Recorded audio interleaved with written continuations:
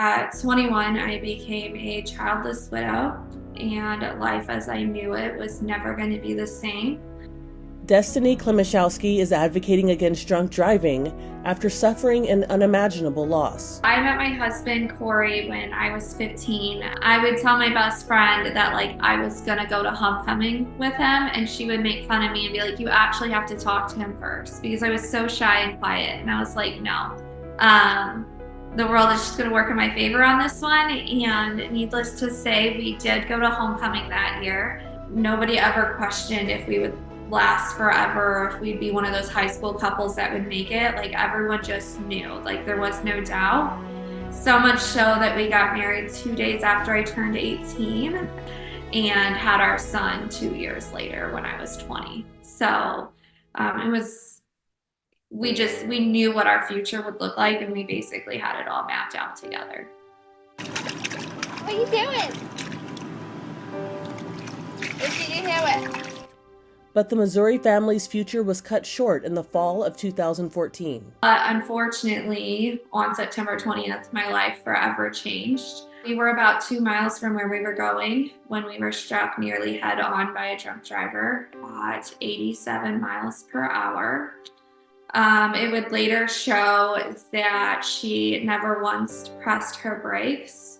However, she was 3 times over the legal limit and coming from a wedding reception. She instantly took the life of my almost 15-month-old baby. My reason of waking up every day was now torn from me. And 24 hours later would take the life of my high school sweetheart and my husband at the age of 22. Physically, Destiny walked away from the accident almost unharmed. I had a torn disc in my neck. I had scratches and bruises and a few staples in my head, but for long term, nothing physically was really wrong with me. I mean, I guess I had a gash in my head of some kind because I did have staples, but any long-term lasting effects physically, they weren't there. And it's mind-blowing. I don't know how I survived that. Mentally, the healing was almost unbearable. I never got to step foot back in my house, so I didn't get to see the little messes anymore. I didn't get to smell their smell. I didn't get to really find full closure. The funeral was 3 days after the accident, and because of trauma and the medicine they put me on, I didn't really remember anything. So at the hospital, every time I would come back to, I would ask, where was my baby? Where's my husband? And I would have to relive that over and over and over again until they chose to essentially sedate me to protect my mental status. I found myself driving around about a month after the accident, just begging God to make this make sense. And I couldn't make sense of any of it. The first 2 to 3 weeks, I was heavily medicated. I definitely didn't want to wake up anymore. I prayed every night, God, let me be done. This is the worst pain I've ever experienced. And I would have taken any physical injury over the mental trauma that I had to endure for the rest of my life. Second by second, minute by minute, I knew that if I wasn't dressed and out the house by 10 every morning, my entire day would be spent in bed medicated. And so I had to be very strict and rough with myself and basically talk to myself like I was talking to someone else. Okay, Destiny, you need to get up. You have to take a shower. If you're not in the shower by this time, you're going to be in bed all day. Do you want to stay your day crying, or do you want to try? And so I was really hard on myself, and I just pushed myself to try. And I eventually came to the conclusion that no matter how much I cried, or no matter how angry I got, or no matter how much I pleaded to God, they weren't coming back. And it was now on me to either let the lady that stole their life steal my future and their dreams too, or I could figure it out and push forward and start achieving their dreams. And that kind of became my passion, or my purpose for waking up every day, was not letting her win and not letting her steal my life and my future, and knowing I was the person left to fulfill all of the dreams that we had together. And I slowly began doing that one by one. I am competitive by nature and I didn't want to let her win. I've never been athletic, but as I'm competitive with myself, I guess. You can only run from it so long before it catches up to you. It's something you kind of have to run through instead of run from because it's always going to follow you. And so I feel like year 8 is the year that I finally went and got therapy and I finally started facing it and truly allowing myself to feel it. And I feel like my grieving didn't really start until year 8. During her healing journey, Destiny met Brett. It's kind of ironic because before the accident, for whatever reason, Corey and I would talk, like, if something ever happened to me, like, you're going to be happy, you're going to be with someone. And I didn't know Brett before my accident, but I actually met him 1 month and a day to my accident.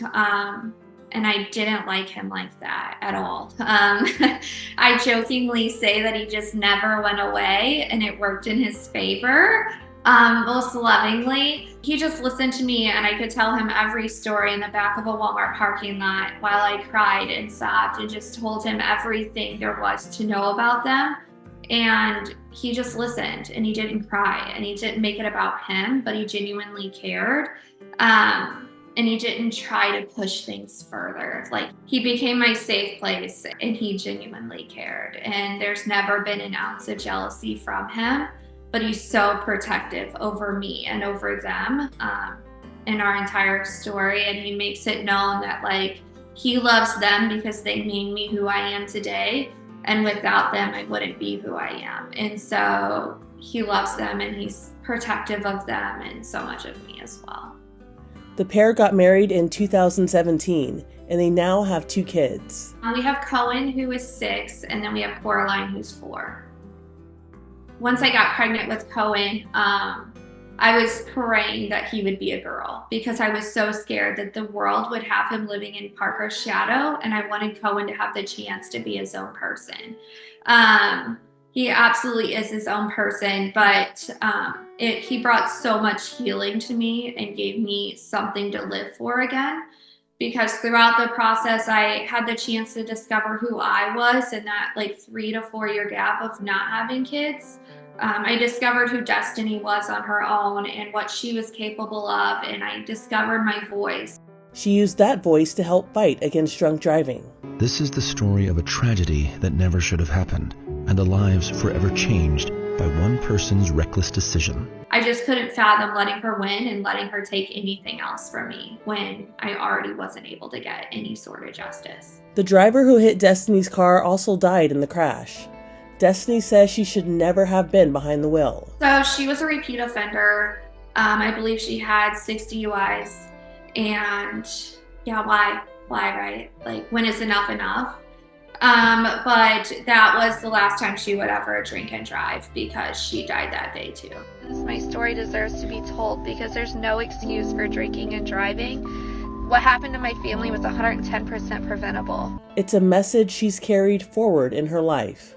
And I was like, well, if we could just make enough noise, people have no choice but to hear us.